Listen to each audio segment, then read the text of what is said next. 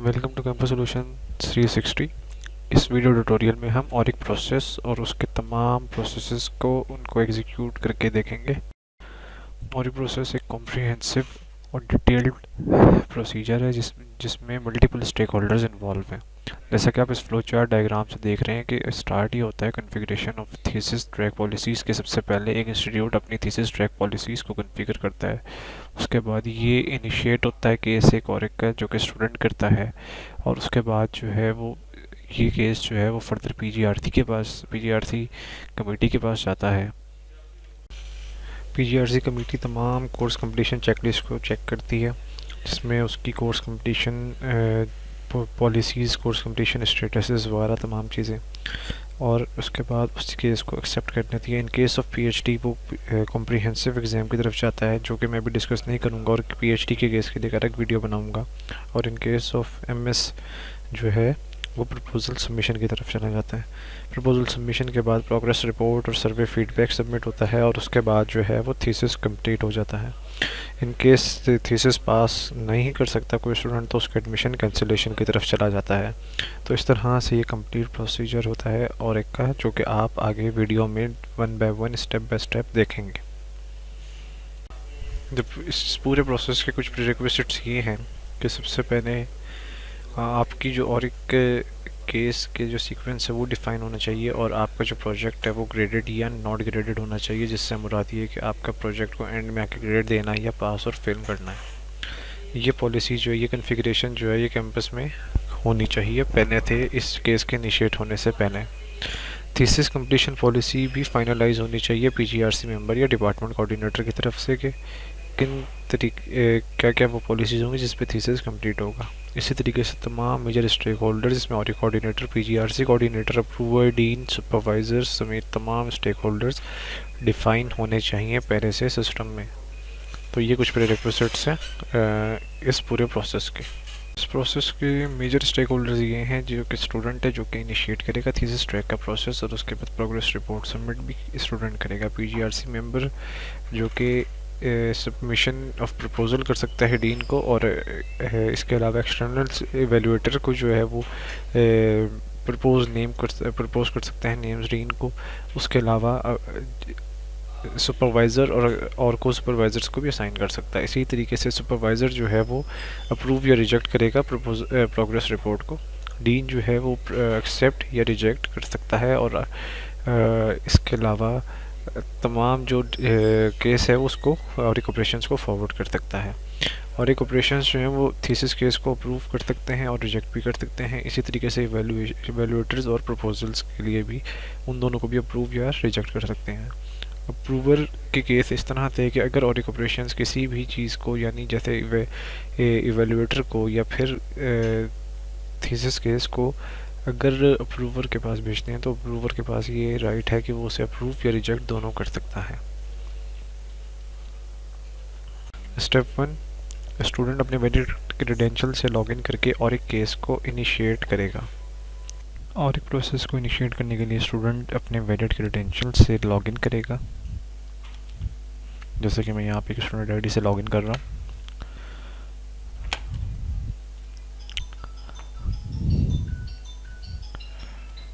Login करने के बाद वो स्टूडेंट पोर्टल पे जाएगा और यहाँ से और एक पे क्लिक करेगा। और एक पे आने के बाद वो क्रिएट पे क्लिक करेगा, और यहाँ पे वो देख सकता है अपनी तमाम डिटेल्स, तमाम जो उसका कैंपस है, प्रोग्राम ऑफर वगैरह तमाम डिटेल्स देख सकता है, और अपना भी कंप्लीशन स्टेटस, क्योंकि अभी स्टार्ट नहीं हुआ तो 0% श्योर है, वो यहाँ से स्टार्ट वर्क इन प्रोग्रेस करेगा। और इस तरह से उसका जो प्रोसेस है और एक प्रोसेस है वो स्टार्ट हो गया। यहाँ आप देख सकते हैं कि उसे तमाम कोर्स पे जो जो क्लासेस उसने ली हैं जो, और उस पर क्या क्या ग्रेड और क्या क्या ग्रेड पॉइंट उसे अलॉट हैं, वो तमाम यहाँ पे वो देख सकता है। इसी तरीके से यहाँ पे एक चीज़ और काबिल गौर है कि ये प्रोसेस उस वक्त तक इनिशिएट नहीं हो सकता जब तक स्टूडेंट कोर्स वर्क समरी है, जिसमें नंबर ऑफ़ कंप्लीटेड सब्जेक्ट ज़्यादा होने चाहिए यूनिवर्सिटी कोर्स वर्क पॉलिसी के मुताबिक। यानी यूनिवर्सिटी कोर्स वर्क पॉलिसी में minimum number of completed subject 8 configured है, तो ये स्टूडेंट को मिनिमम 8 सब्जेक्ट्स कंप्लीट करना ज़रूरी होंगे इस पूरे प्रोसेस को इनिशिएट करने के लिए। University course work policy as per demand, as per requirement change हो सकती है, जिसके लिए जिसको चेंज करने का इख्तियार ये कोऑर्डिनेटर के पास या फिर अथॉराइज्ड अथॉरिटी के पास होता है। स्टेप 2 है प्रपोजल सबमिशन इन प्रोग्रेस। इस स्टेप में department PGRC member proposal submit करेगा डीन को। एक स्टूडेंट की केस इनिशिएट करने के बाद अब मैं पीजीआरसी मेंबर से लॉगिन करूंगा।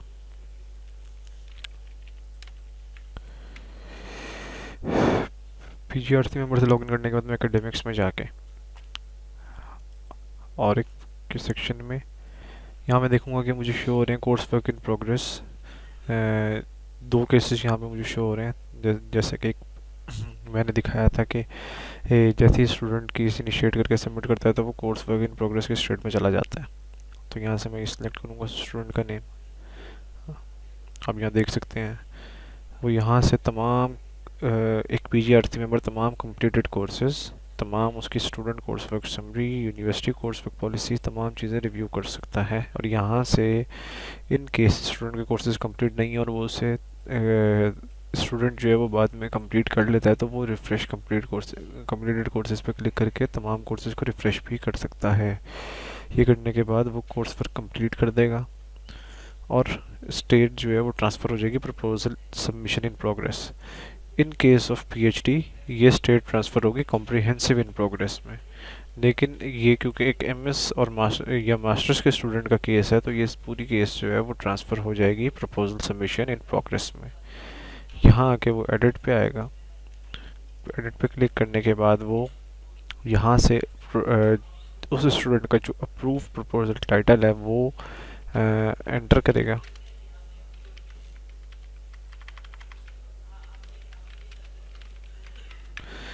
यहाँ पे वो date of initiation of research डालेगा जो भी है। यहाँ वो अप्रूव्ड इन सेमेस्टर के किस सेमेस्टर में वो अप्रूव कर रहा है वो डालेगा। यहाँ पे वो स्नॉप्सिस की जो डेट, डिफेंस की जो डेट है वो डालेगा और इसके बाद वो प्रिंसिपल सुपरवाइज़र सेलेक्ट करेगा कि कौन सुपरवाइज़र होंगे। इसी तरीके से वो यहाँ पे ये ऑप्शन है सबमिटेड इन फर्स्ट अटेम्प्ट या फिर उसको रिलैक्सेशन प्रोवाइड की गई है, इन दोनों में से कोई एक ऑप्शन वो सिलेक्ट करेगा। अगर वो चाहे तो यहाँ पे को सुपरवाइज़र और को सुपरवाइज़र 1 और को सुपरवाइज़र 2 भी ऐड कर सकता है। इसी तरीके से वो प्रपोजल सबरी यहाँ पे इनपुट करेंगे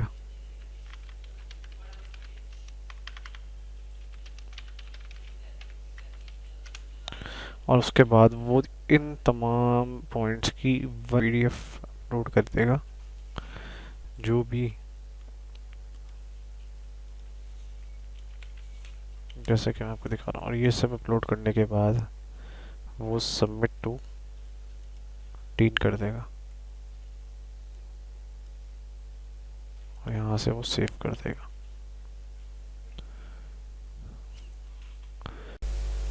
स्टेप 2.2 है डीन रिव्यूअल ऑफ प्रपोजल। आइदर वो एक्सेप्ट करेंगे या रिजेक्ट करेंगे जो प्रपोजल उन्हें पीजीआरसी मेंबर की तरफ से सेंड किया गया है।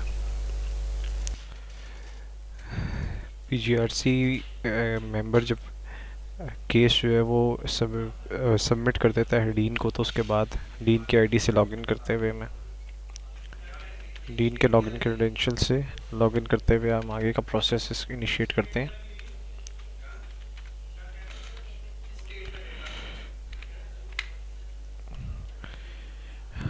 देख सकते हैं मैंने एक डीन यूज़र के क्रेडेंशियल से लॉगिन किया और मैं यहाँ पे एकेडमिक्स में जाऊँगा और पेंडिंग थीसिस अप्रूवल में जाऊँगा। यहाँ आप देख सकते हैं कि यहाँ पे रिव्यू बाय डीन की स्टेज पे था, जैसे कि आप पहले देख सकते हैं पीजीआरसी वर्किंग कंप्लीट हो चुकी थी और अब वो डीन के पास वो केस ट्रांसफ़र हो चुका था। तो यहाँ से एक डीन या जो है वो तमाम पूरे केस को रिव्यू कर सकता है और यहाँ से एक पूरा और एक केस डाउनलोड भी कर सकता है, जिसे डाउनलोड करके वो रिव्यू भी कर सकता है। उसके बाद वो यहाँ पे अपने कमेंट्स भी ऐड कर सकता है, comments on course work in progress या किसी भी चीज़ के ऊपर। और उसके बाद वो यहाँ पे अपने सब कमेंट्स भी ऐड कर सकता है और वो जो है वो ये तमाम एक्शन करके यहाँ से अप्रूव या रिजेक्ट कर देगा। इन केस वो रिजेक्ट करेगा तो ये वापस केस पीजीआरसी के पास चला जाएगा और वो फिर दोबारा से जो भी वैलिड एक्शंस होंगे या नीडफुल्स होंगे वो उन्हें पूरा करेंगे। तो यहाँ से मैं अप्रूव कर देता हूँ और ये अब केस और एक कोर्स ट्रांसफ़र हो गया है। स्टेप 2.3 है और एक ऑपरेशन अप्रूवल ओवर रिजेक्शन के और एक ऑपरेशन इधर इस केस को अप्रूव करेंगे या रिजेक्ट करेंगे जो कि अब डीन की तरफ से आगे ट्रांसफ़र हुआ है उन्हें। डीन अप्रूवल के बाद और एक का कंप्लीट केस जो है वो और एक ऑपरेशंस के पास ट्रांसफ़र हो जाएगा और एक ऑपरेशंस जो है वो उसे रिव्यू करके अप्रूव या रिजेक्ट करेंगे। तो मैं और एक ऑपरेशन यूज़र से लॉगिन करूँगा।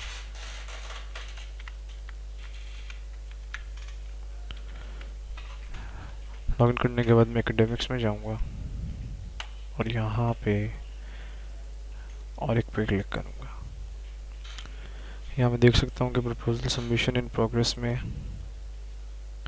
मुझे ये सारा केस शो हो जाएगा, जैसा कि मैं आपने पिछली वीडियो में या पिछले ट्यूटोरियल में इसी वीडियो के देखा होगा जहाँ पे डीन अप्रूवल के बाद जिस स्टेट में केस आ जाती है अभी उसी स्टेट में ही है ये वाला केस। यहाँ मैं एडिट करूँगा। आपको यहाँ पे एक चीज़ बताता चलूँ कि जो एक और एक ऑपरेशन है वो तमाम कोर्स वर्क डिटेल्स, तमाम प्रपोजल सबमिशन डिटेल्स समेत तमाम चीज़ें रिव्यू कर सकता है और यहाँ से ये पूरा केस भी डाउनलोड कर सकता है। देख सकते हैं आप। यहाँ से वो अप्रूव या रिजेक्ट कर देगा। जब वो अप्रूव करेगा तो उसे कह रहा आएगा कि पहले वो एक्सेप्ट या रिजेक्ट का कमेंट करे। तो वो यहाँ पे कमेंट कर देगा और अब जब वो अप्रूव करेगा तो उसके पास दो ऑप्शन आएंगे, फॉरवर्ड टू अप्रूवर या अप्रूव्ड विदाउट अप्रूवर। यहाँ पे ये दो केसेस हैं। अगर वो चाहता है कि ये केस पहले अप्रूवर को फॉरवर्ड हो और वो अप्रूव करे तो वो उसे फॉरवर्ड टू अप्रूवर कर देगा। Mostly in cases of PhD ये इस तरह से होगा कि वो केस जो है वो अप्रूव होने से पहले वो फॉरवर्ड टू अप्रूवर होगा और उसके बाद वो अप्रूव होता है। लेकिन इस एमएस के केस में भी वो अप्रूवर को फॉरवर्ड कर सकता है। अप्रूवर कोई भी हो सकता है, वाइस चांसलर या फिर कोई और कॉम्पिटेंट अथॉरिटी। तो यहाँ मैं फॉरवर्ड अप्रूव विदाउट अप्रूवर कर देता हूँ।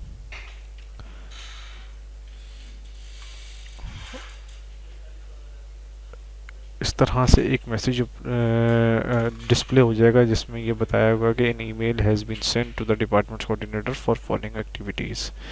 तो इस तरह से एक ईमेल भी ट्रांसफ़र सेंड हो जाएगी डिपार्टमेंट कोऑर्डिनेटर को कि भाई ये केस जो है वो और एक डिपार्टमेंट ने अप्रूव कर दिया है। इस तरह से ये जो है वो केस एक्सेप्टेड बाय और एक में चला जाएगा। स्टेप 3 है प्रोग्रेस रिपोर्ट। प्रोग्रेस रिपोर्ट में सबसे पहला स्टेप है submission of progress report by the student. Operation approval के बाद ये केस प्रोग्रेस और एक केस जो है वो प्रोग्रेस रिपोर्ट फेज़ में स्टेट में चला जाएगा और को प्रोग्रेस रिपोर्ट सबमिट करनी होगी। अब मैं स्टूडेंट की लॉगिन क्रेडेंशियल से लॉगिन करते हुए ये प्रोसेस आपको दिखाता हूँ।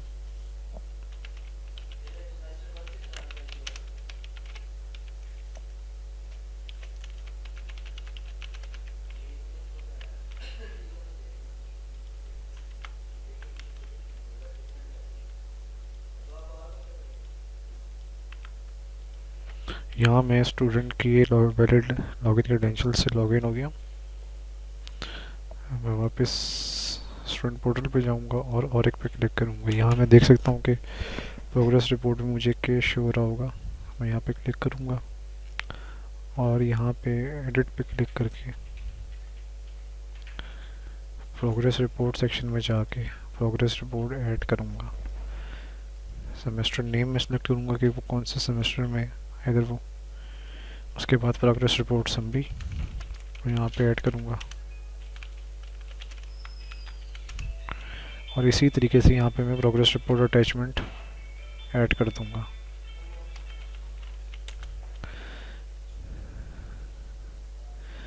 इसके बाद ये तमाम क्वेश्चंस के आंसर्स मैं दूँगा। इस तरह से ये सब करने के बाद मैं सेव एंड क्लोज कर दूँगा। इस तरह से मैंने अपनी प्रोग्रेस रिपोर्ट सेव भी कर दिया और ये मैंने प्रोग्रेस रिपोर्ट को सेव कर दिया यहाँ पे, और इस तरह से मैंने अपनी प्रोग्रेस रिपोर्ट को सबमिट भी कर दिया। इसके बाद हमारा नेक्स्ट स्टेप है reviewal of the student report by the supervisor and submission to ORIC. Student progress report submit होने के बाद वो सुपरवाइज़र के पास जाएगी और सुपरवाइज़र उसे रिव्यू करेगा, और उसके बाद रिव्यू करने के बाद वो इधर ऑरिक को फॉरवर्ड कर देगा या फिर वो स्टूडेंट को रिवर्ट बैक कर देगा। मैं यहाँ से सुपरवाइज़र से लॉगिन हुआ हूँ।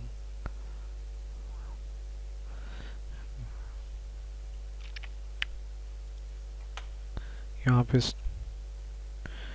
एकेडमिक्स में जाके मैं ऑरिक्स में जाऊँगा, और यहाँ पे मैं प्रोग्रेस रिपोर्ट, यहाँ के आप देख सकते हैं कि ये प्रोग्रेस रिपोर्ट स्टेट में है, और मैं यहाँ पे प्रोग्रेस रिपोर्ट को जाके रिव्यू कर सकता हूँ डाउनलोड करके। अगर ये अगर एज अ सुपरवाइज़र मैंने ये अप्रूव करनी है तो मैं यहाँ से इसे सबमिट कर दूँगा। तो इस तरह से ये रिपोर्ट जो है वो सबमिट हो गई है ऑरिक को। प्रोग्रेस रिपोर्ट सबमिट करने के बाद सुपरवाइज़र मेक श्योर करेगा कि वो थीसिस को कंप्लीट कर दें और आगे फर्दर स्टेट एक्सटर्नल एवेल्यूएटर की स्टेट में ऑरिक के पास भेज दें। उस चीज़ के लिए वो thesis completed as per supervisor पर क्लिक करेगा, और इस तरह से ये पूरा ऑरिक केस जो है वो दोबारा से और ये पूरा जो ऑरिक केस है वो दोबारा से ऑरिक कमेटी के पास चला जाएगा एक्सटर्नल एवेल्यूएटर के लिए। नेक्स्ट स्टेप है हमारे पास step number 4, external evaluator. External evaluator में फर्स्ट स्टेप है selection of external evaluator. Thesis process इस सुपरवाइज़र की तरफ से कंप्लीट होने के बाद जो पूरा और एक केस है वो एक्सटर्नल इवेल्युएटर स्टेट में आ जाता है, जिसके अंदर जो है वो पीजीआरसी मेंबर जो हैं वो एक्सटर्नल इवेल्युएटर्स नॉमिनेट करते हैं, जिसका प्रोसेस मैं आपको अभी दिखाता हूँ करके। मैं एक पीजीआरसी मेंबर के वैलिड क्रेडेंशियल से लॉगिन कर रहा हूँ। अब पीजीआरसी मेंबर के वैलिड क्रेडेंशियल से लॉगिन करने के बाद मैं एकेडमिक्स में जाऊँगा और एक में जाके यहाँ आप देख सकते हैं कि यहाँ पे मुझे नज़र आ रहा होगा एक्सटर्नल इवेल्युएटर, और यहाँ से मैं सिलेक्ट करूँगा इस केस को और एक्सटर्नल इवेल्युएशन में चला जाऊँगा। यहाँ मैं एडिट पे क्लिक करके ऐड एन आइटम करूँगा और यहाँ से मैं एक्सटर्नल इवेल्युएटर सेलेक्ट करूँगा। यहाँ एक बात काबिल गौर है कि पीएचडी के लिए एक पीजीआरसी मेंबर को एटलीस्ट 3 नेशनल और 5 इंटरनेशनल एग्जामिनर्स को नॉमिनेट करना ज़रूरी है, और एमएस के लिए एटलीस्ट 3 नेशनल एग्जामिनर्स को as an external evaluator nominate करना ज़रूरी है। तो यहाँ पे मैं ऐड एन आइटम करके आउटसाइड कैंपस से, या तो एक्सटर्नल इवेल्युएटर आउटसाइड या इन कैंपस हो सकता है, तो इस तरह से जो है वो मैं तमाम नेशनल एक्सटर्नल इवेल्युएटर्स को मैं ऐड कर दूंगा।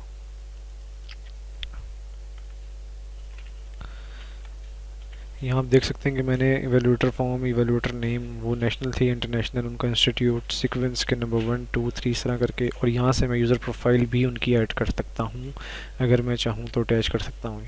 इस तरह करके मैं सेव एंड न्यू करूँगा, और इस तरह से मैं दूसरा ऐड करूँगा। इसी तरीके से मैं उनका इंस्टीट्यूट डिफ़ाइन करूँगा,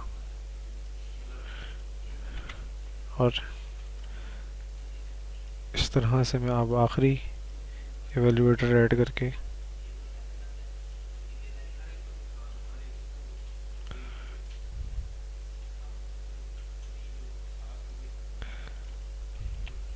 सेव एंड क्लोज कर दूँगा।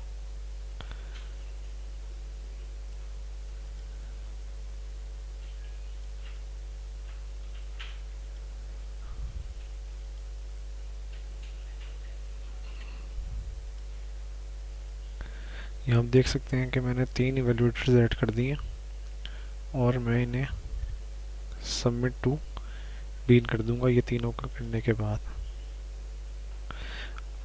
अब जैसे कि ये तमाम इवेल्युएटर्स जो कि पीजीआरसी को नॉमिनेट करने थे वो नॉमिनेट करके डीन को फॉरवर्ड कर चुके हैं, तो डीन इनको रिव्यू करने के बाद फर्दर जो है वो प्रोसेस में भेज देगा, जैसा कि आप आगे देखेंगे।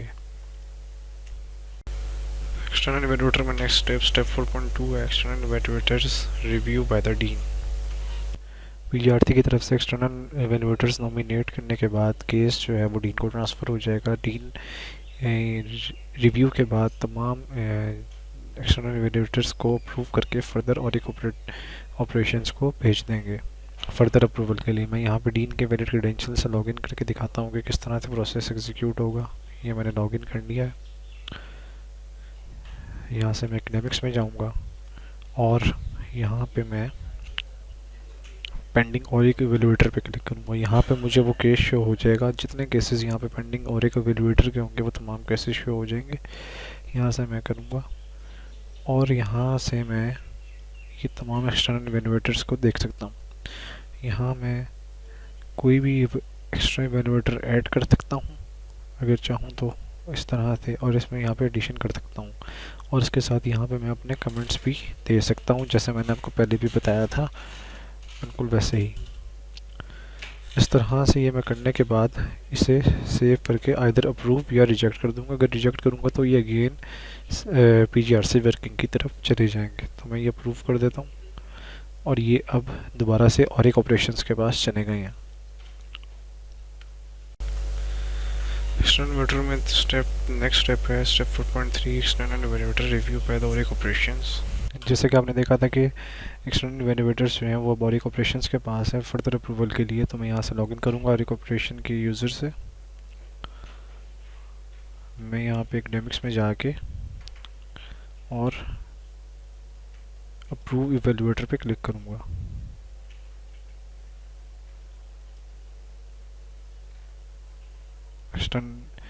इनफैक्ट मैं एक्सटर्नल इवेल्युएटर पे क्लिक करने के बाद यहाँ से इस केस को देखूंगा और यहाँ पे मैं एक्सटर्नल, जैसे आप देख सकते हैं कि एक्सटर्नल इवेल्युएटर में किस स्टेट में है इस टाइम ये केस। मैं यहाँ से एक्सेप्ट या रिजेक्ट के कमेंट्स देके और यहाँ पे ये के नेम्स अप्रूव कर दूंगा। यहाँ मैं एक केस इस तरह से एग्जीक्यूट करूँगा कि मैं इस चीज़ की एक्सेप्टेंस जो है वो कंडीशनल कर दूँगा अप्रूवर की एक्सेप्टेंस से।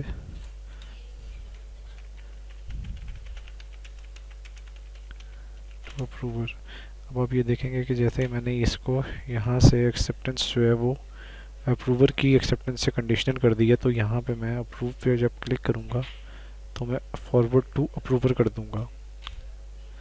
इससे क्या होगा कि ये पूरा का पूरा जो केस है वो इस टाइम अप्रूवर के पास चला गया। अप्रूवर मैं जैसे बता चुका हूँ कि कोई भी कंप्यूटर अथॉरिटी या वाइस चांसलर होता है। अब फर्दर इन इवेल्युएटर्स की जो अप्रूवल है वो वाइस चांसलर देंगे अपने वैलिड क्रेडेंशियल से लॉगिन करके उसको रिव्यू करके। नेक्स्ट स्टेप 4.3A ये है जो कि एक स्पेशल केस को डिस्कस करता है जब और एक ऑपरेशंस अप्रूवल के लिए किसी भी अप्रूवर के पास जो है वो केस को फॉरवर्ड करते हैं। तो उस केस में क्या होता है, यहाँ मैंने अप्रूवर के लॉगिन करने के बाद यहाँ पे मैंने अप्रूव इवेल्युएटर में आकर इस केस को सिलेक्ट किया था और यहाँ से मैंने ये तमाम इवेल्युएटर्स को देखा। अब मैं वन बाय वन इन्हें सेलेक्ट करूँगा यहाँ पे एडिट करके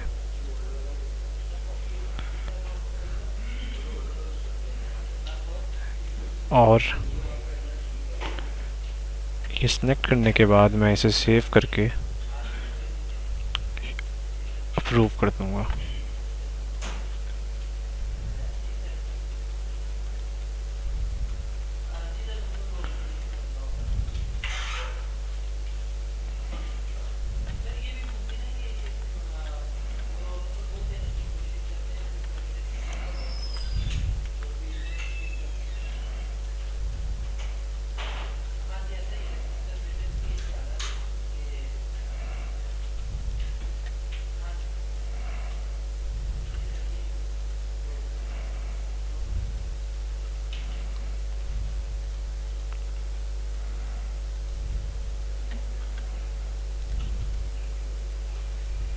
यहाँ से मैंने अप्रूव करके अब ये एक्सटर्नल वैल्यूएटर मैंने अप्रूव कर दिया। एज अ अप्रूवर मैंने इस पूरे एक्सटर्नल वैल्यूएटर को अप्रूव कर दिया।